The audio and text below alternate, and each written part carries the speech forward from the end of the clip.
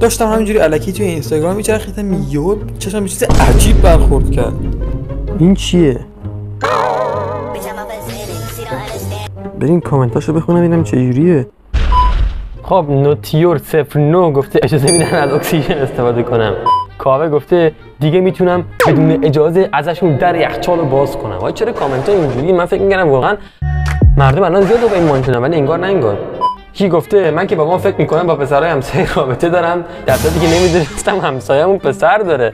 واقعا نکنید با دختراتون این کارو، بذارید که از زندگیتون لذت ببرن. این بنده خدا تو خونه‌اش زندانی بوده که حتی نمیدونه همسایه پسر داره. استرنجر سرا گفته میتونم تا صبح از گلوکوز مایند بدن کلوز ریدی یوسف ریدی کلوز منظورش بود، گلوکوزی که چی کس شعری بود گفتی.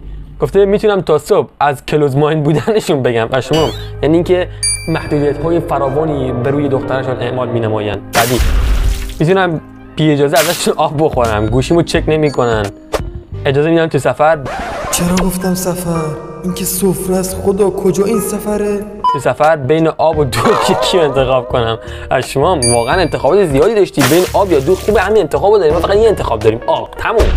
آقایی که تو ما عاشقانه نوشته بریم بخونیمش، گفته که گوشیمو چک نمیکنن، میذارن با دوستان برن بیرون، به پوششم احترام میذارن، ازم معدل 20 دکتر شدن نمیخوان، شادیمو میخوان، ولی خودم به تجربی علاقه دارم، هرچی خواستم برام فراهم شده، باهام خوب رفتار میکنن، بین من و بچهای کوچیک خانواده تمیز قائل نمیشن، تو همه کلاس ثبت نامم کردن که همه چی رو بلد باشم، البته با انتخاب خودم، هر وقتم احساس استرس کنم کلاسا رو با مدرسه رو برام کنسل میکنن، باهام وقت میگذرونن، مطمئنم بهترین خانواده دنیا رو دارم. خوش به حال شما، واقعا دم خانواده خودت و خودت گرم که اینقدر خوبی هستی. میتونم از تصمیماتی که خودشون برام مشخص کردن تصمیم گیری کنم. کلا یه گزینه برای تصمیم گیری دارم. پشمام، هممون همینجوریم تقریبا. تنها چیزی که توی خانواده‌ام اوپن مایند نیست، مایندش. دهن سرویس شادو دواوین.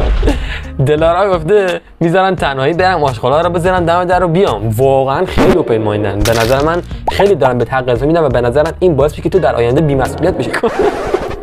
ای خدا، چرا خانواده ایرانی اینجوریه؟ یکی گفته این خیلی جالبه، شالین گفته که بهش بگم کراش زدم اوکیه، رلای دوستام، کراشای دوستام، فوش خار مادر، نه خودشو، یعنی منظورم اینه که میتونم جلوش بگم دیگه چیزای خنده‌دار که فوش داره بهش میگم، با هم میخندیم و ماجرای کراش و اینا همه رو میگم، چیزای خنده‌دار راجع به کراش زدن و دوستام هیچ مشکلی نداره، دوستام هم میدونن کل زندگیشون رو دوستم رو. دمت گرم، واقعا من جرأت دارم جلوی مامانم فوش بدم. یه منو میبینید که دارم توی خیابون زیر کارتون دارم برات ویدیو رکورد میکنم.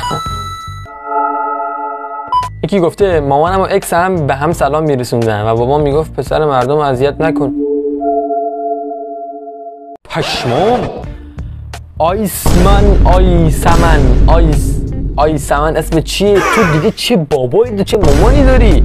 پشمام واقعا ریخته خیلی دیگه. به نظر من مایندشون وری اوپن، یعنی خیلی اکسترا اوپنه به نظرم. مامان و اکس هم به هم سلام میرسوندن یعنی چی؟ یعنی مامان و اکس تو میدیدی که میدونه که تو باش کات کردی، که سلام پسرم چطوری، خوبی، مرسی که دختر منو الله شوخی کردم، ولی خب خیلی عجیبه به نظرم واسه من که خانواده اوپن مایند واقعا عجیبه. بعدی یکی گفته به شدت اوپن مایند هستم و من ناراحتم چون خانواده دوستام اوپن نیستن و منم به خاطر اونا بیشتر تایم رو توی خونه میبینم. او مای گاش وای چقدر تو کلاسیکی پسر. یعنی من خوشم میاد و انگلیسی تایپ کردنش دیگه، چون خانواده دوستام اوپن نیستن یعنی خب واقعا خیلی. یه پیام دارم برات، با اینکه به سرم گذاشتن موهامو جلوشو آبی، قرمز، سبز، خاکستری و سبزابی بزنم و منی که تا الان توپ نکردم موهامو رنگ کنم. خب باید این لازم میگم که خوشم اومد باشه. اگه خوشم اومد دیدی که اینجا میاد ببینید در مورد میم های رونالدو و نیمار و بنزما بعد از اومدنشون به ایران خیلی خنده شد. عشق. تا ویدیو بعدی بدرود.